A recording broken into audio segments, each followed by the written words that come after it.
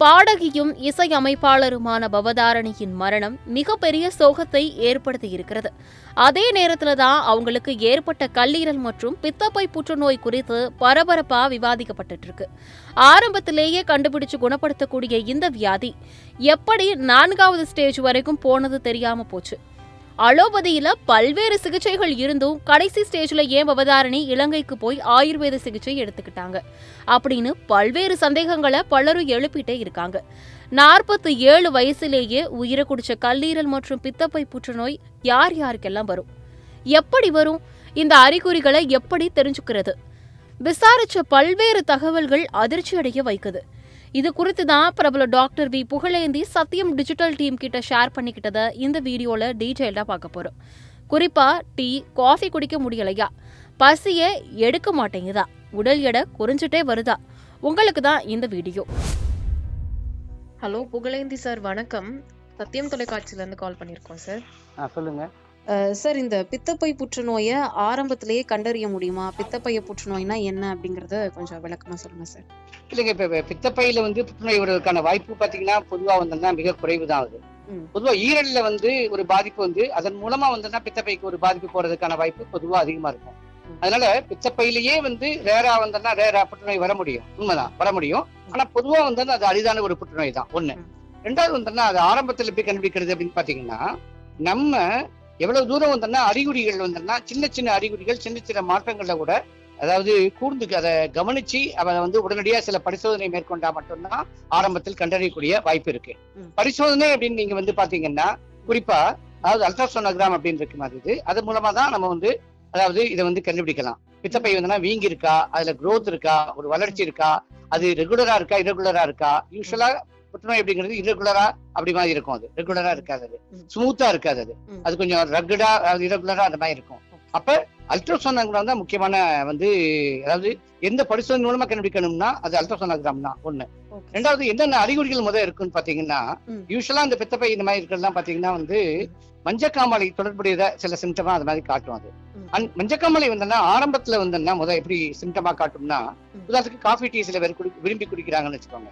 அவங்க திடீர்னு அவங்களால அதை குடிக்க முடியாது, அது அந்த மாதிரி ஒரு நிலைமைக்கு போயிடும். அது அதே மாதிரி ஸ்மோக் பண்றவங்க நல்லா விரும்பி ஸ்மோக் பண்ணுவாங்க, ஆனா அவங்களால அவர்ஷன் டு ஸ்மோக்கிங் அப்படி வரும். அதே மாதிரி சடனா நீங்க நல்லா புரிஞ்சுக்கணும், இதெல்லாம் சடனா டெவலப் ஆகும், திடீர்னு டெவலப் ஆகும். முந்தின நாள் வரைக்கும் நல்லா இருப்பாங்க, அவங்க சடனா இந்த மாதிரி டெவலப் ஆகுது.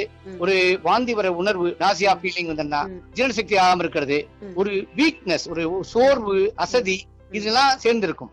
மஞ்சக்காமலை மாதிரி அறிகுறி அதுக்கு இந்த மாதிரி நம்ம பார்க்கணும். யூரின் மஞ்சள் கலரா, அதாவது ஹை கலர்ட் அப்படிம்பாங்க இங்கிலீஷ்ல. அதாவது ரொம்ப அதிக மஞ்சள் தோட்டமே இருந்தா மஞ்சக்காமலை இருக்கலாமா அப்படின்னு பாக்கலாம். பொதுவா நீங்க லேபுக்கு போறதுக்கு முன்னாடி வீட்லயே டெஸ்ட் பண்றதுன்னா, கிராமத்துல எல்லாம் சோத்துல அதாவது ஓவர் நைட் அதை போட்டு அதுல மஞ்சளா வருதா மாறுதா அப்படின்னு பாப்பாங்க, அந்த சோறு ஆனா அலோபதிக்கலா அதாவது மெடிக்கல் டெக்ஸ்ட் புக்ஸ் என்ன சொல்றதுன்னா, அவங்க இல்ல நீங்க அந்த யூரினை ஒரு கிளீன் ஒரு கிளாஸ் பாட்டில்ல பிடிச்சு, அதாவது வெள்ளை கலர் இருக்கக்கூடிய கிளாஸ் பாட்டில் இருக்கு பிடிச்சு அதை நல்லா விகரஸா ஷேக் பண்ணணும். ஷேக் பண்ணி இன்னொன்னு அது இந்த வெளிச்சம், அதாவது அரை வெளிச்சத்துக்குள்ள பார்க்க கூடாது. அப்ப ஒரு இயற்கை ஒளி இருக்க மாதிரி சன் இருக்கிற இடத்துக்கு சூரிய வெளிச்சம் பிறகு அங்க குறுக்கி பார்க்கணும்.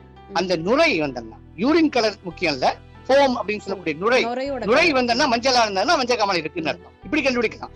அதே மாதிரி நான் ஏற்கனவே இந்த அறிகுறி இருக்கும்போது சிறு அறிகுறிகள் மறுபடியும் கூட அப்ப அதான் சொன்ன பாத்தீங்களா, காஃபி டீ பிடிச்சவங்க அது சட்டன் பிடிக்காம போவோம், ஸ்மோக் பண்றவங்க அது சட்டன் அதை அவர்ஷன் டு ஸ்மோக்கிங் வரும். அப்ப இந்த மாதிரி வர்றது ஆரம்பத்துல கண்டுபிடிச்சலாம். பொதுவா அவங்க என்ன சொல்றாங்கன்னா, ஸ்டேஜ் 1 கண்டுபிடிச்சா நீங்க தக்க ஒரு அறுவை சிகிச்சை மூலமா அதை சரி பண்ண முடியும். ஏன்னா ஸ்டேஜ் 1 அப்படிங்கிறது அதாவது அது அந்த இடத்துலயே எந்த உறுப்புல அது தொடங்குதோ அங்க மட்டும்தான் சிறு அளவுல பாதிப்பு இருக்கு, வேற எங்கேயும் பரவாயில்லன்னு அர்த்தம். அது அப்ப அதை அப்படி கண்டுபிடிச்சா அதை எளிதா சர்ஜரி பண்ணி குணப்படுத்துக்கிற வாய்ப்பு நிறையவே இருக்கு. ஆனா அது அட்வான்ஸ்டா ஸ்டேஜ் 3, 4னா அதை குணப்படுத்துறது ரொம்ப கஷ்டமான விஷயம். ஸ்டேஜ் 2ங்கிறது அந்த ஆரம்ப துவக்க நிலையில இருந்து அருகில் இருக்கக்கூடிய அந்த பகுதிகளுக்கு 2 நிமிடமாவோ, அதாவது இல்ல அதனுடைய ஸ்ப்ரெட், கண்டினியூஸ் ஸ்ப்ரெட், அதாவது அதனுடைய growth மூலமாவோ அருகில் உள்ள உறுப்புகளுக்கு போறதோ அந்த மாதிரி வர்றதுக்கான வாய்ப்பு இருக்கு. அது ஸ்டேஜ் 2 அப்படின்னு சொல்லுவாங்க. ஸோ இது மூலமா வந்தோம்னா நம்ம விழிப்போட இருந்தோம்னா ஆரம்பத்திலே கண்டுபிடிக்கிற வாய்ப்புகள் நிறையவே இருக்கு. ஸ்டார்டிங்லேயே கண்டுபிடிச்சிட்டா குணப்படுத்துறதுக்கான வாய்ப்புகள் அதிகமா இருக்கு. ஆமா இருக்கு. இந்த புற்றுநோய், இந்த பித்தப்பை புற்றுநோய்க்கு இந்த உணவுகள் உகந்தது, இந்த உணவுகள்லாம் உகந்தது அல்ல அப்படின்னு ஏதாவது உணவுகள் இருக்கா சார்? இல்ல பொதுவா பாத்தீங்கன்னாங்க இப்ப வந்து அதாவது இப்ப சமீபத்துல பாத்தீங்கன்னா கொழுப்பு இருக்கு பாத்தீங்களா, அதிக கொழுப்பு ஃபேட் வந்து நம்ம இருக்கிறதுனால வந்தோம்னா எப்படி வந்தோம்னா அதாவது ஒரு 10 மெக்கானிசம் சொல்றாங்க அவங்க. எப்படி அதிக கொழுப்பு அப்படிங்கிறது வந்தோம்னா அதாவது அதுல வந்து எப்படி புற்றுநோய் ஏற்படுத்தக்கூடிய வாய்ப்பை வந்து அதிகப்படுத்தும் அப்படின்னு அவங்க சொல்றாங்க அவங்க. அதுல அவங்க வந்து ஆக்சிடேட்டிவ் ஸ்ட்ரெஸ் அப்படின்னு ஒண்ணு சொல்லுவாங்க அவங்க. அதாவது உடம்புல வந்து நீங்க பாத்தீங்கன்னா வந்தோம்னா அதாவது செல்கள் இருக்கு பாத்தீங்களா, புற்றுநோய் வந்து சிங்கிள் செல்ல ஒரே ஒரு செல்ல இருந்து தான் ஆரம்பிக்குது. அந்த செல்ல ஒரு சிங்கிள் செல்ல இருக்கக்கூடிய மாற்றம் தான் புற்றுநோயா மாறுது. அது பல்கி பெருகி வந்து புற்றுநோயா வருது. அப்ப உணவு முறைன்னு பாத்தீங்கன்னா இந்த கொழுப்பு சிறந்த உணவுகள் வந்து மிக பிரச்சனை அப்படிங்கிறாங்க. அதே மாதிரி நார்ச்சத்து சார்ந்த உணவுகள் இருக்கு பாத்தீங்களா, அது வந்து ரொம்பவே இந்த மாதிரியான புற்றுநோய்கள் வருவதை தவிர்க்கிறதுக்கு ரொம்ப பயனுள்ளதா இருக்கும். அப்ப நார்ச்சத்துல வந்து பல வித கெமிக்கல் டாக்ஸின்ஸ் எல்லாமே வந்தோம்னா தன்னகத்தையே வந்து இழுத்து வச்சுக்கக்கூடிய தன்மை இருக்கு. இப்ப நீங்க வந்து நம்ம இந்தியன் இல்ல தமிழக வந்து உணவு முறையில இருக்கக்கூடிய மிகப்பெரும் சிக்கல் என்னன்னா நம்ம என்ன பண்றோம், அதாவது இப்ப இட்லி தோசை பூரி இந்த மாதிரி பொங்கல்னு வச்சுக்கோங்களேன், நம்ம பிளேட்ல அதுதான் வந்தோம்னா அதாவது 80% 90% இருக்கு. காய்கறிகள் பழங்கள் நல்லா புரிஞ்சுக்கோங்க, ஃபைபர் இருக்கிற மாதிரி நார்ச்சத்து இருக்கிற மாதிரி அது வந்து என்ன 5% கூட இல்ல. இன்ஃபேக்ட் வந்து அது ரொம்ப ரொம்ப குறைஞ்சிட்டே வருது. இப்ப இருக்கக்கூடிய சிறுவர்கள் மத்தியில் வந்தோம்னா இந்த மாதிரி சாப்பிடுறது வந்தோம்னா காய்கறிகள் பழங்கள் சாப்பிடுறது அந்த இதே வந்தாலும் ரொம்ப குறைஞ்சிட்டு வருது அந்த போக்கு. அப்ப அதுல நார்ச்சத்து அதிகமா இருக்கும். அதுல கூட தோல் எடுக்க கூடாது, கழுவி சாப்பிடுறது நல்லது. ஏன்னா தோல் தான் நார்ச்சத்து இன்னும் அதிகமா இருக்கும். அவங்க சொல்லலாம் இப்ப ஆப்பிள் மாய் படத்துலலாம் அதாவது கெமிக்கல் இருக்கே, பெஸ்டைட் இருக்கே, மற்றது அதாவது வேக்ஸ் எல்லாம் தடவுறாங்களேன்னு. ஆமா, அதாவது அதை நம்ம கழுவி சாப்பிடுறது நல்லது அப்படிங்கறது எடுத்துக்க வேண்டியிருக்கு. ஆனா இப்ப பெஸ்டிசைட் அப்படின்லாம் பார்த்தோம்னா வந்து அதை வந்து நீங்க என்ன தோல் எடுத்தாலும் ஒன்னும் பிரயோஜனம் இருக்காது. ஏன்னா அதுக்குள்ளேயும் போகுது. நார்ச்சத்து அதிகமா இது சாப்பிட்டோம்னா இந்த மாதிரியான இது வந்து தவிர்க்கலாம் வந்தோம்னா நம்மளுக்கு. அதே மாதிரி இந்த கொழுப்புகள் குறைச்சாலும் நம்மளுக்கு நல்லது. அது இதுல ஆன்டி ஆக்சிடென்ட்ஸ் அப்படின்னு சொல்லுவாங்க. ஆன்டி ஆக்சிடென்ட் என்னன்னா ஒரு செல்ல வந்து ஃப்ரீ ரெடிக்கல்னு சொல்லுவாங்க. அது அதிகமா இருந்ததுன்னா அது வந்து செல் வந்து சீக்கிரம் பாதிப்பு ஏற்பட்டு அது வந்து இறந்து போகும். அது ஆன்டி ஆக்சிடென்ட்ஸ் இருக்கக்கூடிய அந்த மாதிரி இருக்கக்கூடிய உணவுகள் வந்தோம்னா அதாவது அதுமே வந்து குறிப்பா நான் சொல்றது விட்டமின் சி மாதிரி வச்சுக்கோங்களேன். அது வந்து ரொம்ப சீப்பாவும் இருக்கும், எளிதாகவும் கிடைக்கும். அப்ப அந்த மாதிரி கொடுக்கறதா வந்து நிச்சயம் வந்தோம்னா உணவு முறை மாற்றம்னால பலன் கிடைக்கும். அதெல்லாம் புற்றுநோய் வருவது வந்து தடுக்கிறதுக்கு உணவு முறை மாற்றத்துல உதவியா இருக்கும். சோ நார்ச்சத்து அதிகமா இருக்கணும், ஆன்டி ஆக்சிடென்ட் அதிகமா இருக்கணும், கொழுப்பு கம்மியா இருக்கணும். அது வந்து எப்பயுமே உதவிகரமா இருக்கும்.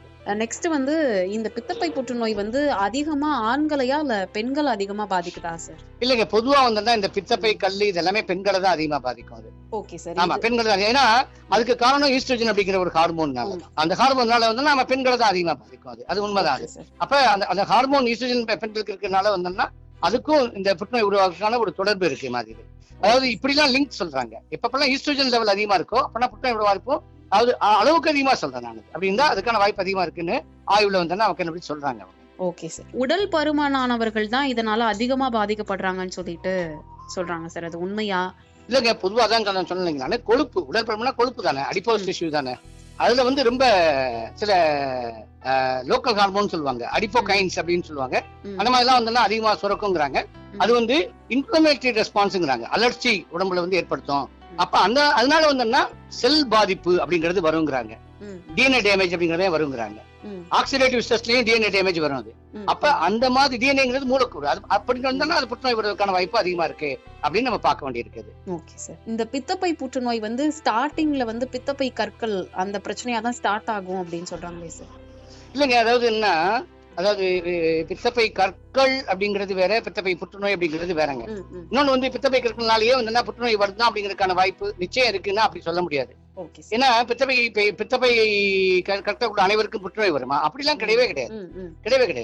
அதாவது ஒண்ணு புரிஞ்சுக்கோங்க, அதாவது கற்கள் இருந்தா திரும்ப வந்து அந்த பைலோடைய ஃப்ளோ இல்ல, அது ஃப்ளோ வந்தா தடுக்கப்படும். ஃப்ளோ தடுக்கப்படுறதுனால என்ன பிரச்சனை வரும்னா உங்களுக்கு நிச்சயமா வந்தோம்னா அதாவது இங்க இன்ஃபெக்ஷன்ங்கிறது வரும், gall bladder infection, acute cholecystitis அப்படின்னு சொல்லுவாங்க, அப்படி வரும் அது. அப்ப அதே இது திரும்ப கிரானிக்கா இன்ஃபெக்ஷன், அதாவது கிரானிக் கோலிசிஸ்டைட்டிஸ், அதாவது பித்தப்பை வந்தா இன்ஃபெக்ஷன் வந்தா அப்ப ஒரு சின்ன இன்ஃப்ளமேட்டரி ரெஸ்பான்ஸ் இங்க வர்றதுக்கான வாய்ப்பு இருக்கு. அதை ஒட்டி சில சமயம் ரொம்ப அரிதா வந்தோம்னா புற்றுநோய் வாய்ப்பு பின்னாடி நம்ம இருக்கலாம்னு சொல்லலாம். ஆனால் அது வந்து காமனா நடக்கிறதுக்கான விஷயமே இல்லை. அது அதனால பித்தப்பை கற்கள் இருக்கிறதுனாலதான் இது வரணும் அப்படின்னு கிடையாது. அது இண்டிபெண்டா கூட இது வர முடியும் அப்படிங்கறதான் நம்ம அதை புரிஞ்சுக்கணும். சார் இந்த புற்றுநோய் வந்து குறிப்பிட்ட இந்த ஸ்டேஜ்ல இருந்து தான் தாக்கும், சின்ன வயசு டீனேஜ் பசங்களை இது மாதிரி தாக்குமா இல்ல வயதானவர்களை தான் தாக்குமா சார் இது மனியா புற்றுநோய்? பொதுவா பாத்தீங்கன்னா வயதானவங்க தாங்க. ஓகே அப்ப இதுல வந்து நீங்க சொன்னீங்களா ஈஸ்ட்ரோஜன் ஹார்மோன் அளவுக்கு அதிகமா இருக்கிறது, அதெல்லாம் ஒரு அடிஷனல் ரிஸ்க் ஃபேக்டர். அது சின்ன வயசுல வரக்கூடிய புற்றுநோய் வந்து பித்தப்பை அந்த மாதிரி ரிலேட்டடா இருக்கக்கூடியது வராது. அது ரத்த புற்றுநோய் மற்றது அது மாதிரி சில இது இருக்கு, லிம்போமா, லுக்கீமியா, இதெல்லாம் சின்ன குழந்தைக்கு வரக்கூடிய பிளாஸ்டோமாஸ்ன்னு சொல்லுவாங்க.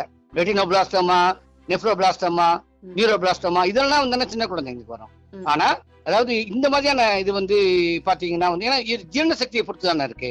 ஒரு சின்ன வளரும் குழந்தைகள் கம்மியா தானே சாப்பிடுவோம். அப்ப வந்து அதனால வந்து அங்க வந்து அந்த பாதிப்பு வந்து அதிகம் இருக்காது. இது வந்து குறிப்பா ஒரு வயது 40-45 வயது கடந்தவங்களுக்கு தான் அது இந்த மாதிரியான புற்றுநோய் வருவதற்கான வாய்ப்புகள் வந்து அதிகமா இருக்கும். Okay sir. இப்போ வந்து இந்த பித்தப்பை புற்றுநோயை தவிர்க்கிறதுக்கு நம்ம என்ன மாதிரியான ஸ்டெப்ஸ் எடுக்கலாம் சார்? இதெல்லாம் நான் சொன்ன மாதிரி வந்து அதாங்க. அதாவது நம்ம அதாவது உணவே மருந்து, மருந்தே உணவு அப்படிங்கறதாங்க தமிழ் வாக்கியம் வந்து. அப்ப நம்ம அதை புரிஞ்சுக்கணும், உணவு முக்கியத்துவம் புரிஞ்சுக்கணும். அப்ப வந்து நம்ம ஒரு ஹெல்தி டயட் எடுத்துக்கோன்னு வச்சுக்கோங்களேன். என்ன அப்ப அதான் ஹெல்தி டயட், நார்ச்சத்து அதிகமா இருக்கணும், பழங்கள் வந்துன்னா காய்கறிகள் அதிகமா இருக்கணும், அதாவது சிறுதானியங்கள் அது நார்ச்சத்து அதிகம் அந்த மாதிரி அதிகமா இருக்கணும். அப்ப அந்த மாதிரி இதை நம்ம வந்து அதிகமா நம்ம பண்ணணும். அது நம்ம ரொம்ப முக்கியம். கொழுப்பு அதிகமா தவிர்க்கணும். அதாவது அதே மாதிரி ஆன்டி ஆக்சிடென்ட்ஸ் இருக்கக்கூடிய கலர்டு இருக்கு பாத்தீங்களா, இளமே உதாரணத்துக்கு பீட்ரூட், இதெல்லாம் கலர்டு எது இருக்கோ இப்ப அவங்க தான் என்ன சொல்றாங்க வந்தோம்னா இதுக்கெல்லாம் கூட ப்ரோக்கோலி, அதாவது காலிஃபிளவர், இந்த மாதிரி இதுக்கு எல்லாமே வந்தோம்னா எது கலர்டா இருக்கோ அந்த மாதிரி இருக்கோ அதுக்கெல்லாம் வந்தோம்னா வாய்ப்புகள் வந்தோம்னா நிறைய இருக்கு. அப்ப குறிப்பா வந்தோம்னா பீட்ரூட் அப்படிங்கிறதுக்கு அதுலயுமே வந்தோம்னா ஆன்டி ஆக்சிடென்ட்ஸ் அதிகமா இருக்கு ஞாபகம். அப்ப அந்த மாதிரியான உணவு முறையில நம்ம வந்து இந்த மாதிரி மாற்றம் வந்தோம்னா பண்ணாலே வந்தோம்னா, அதாவது சுருக்கமா அதிக கொழுப்பை வந்தோம்னா நம்ம குறைக்கணும்.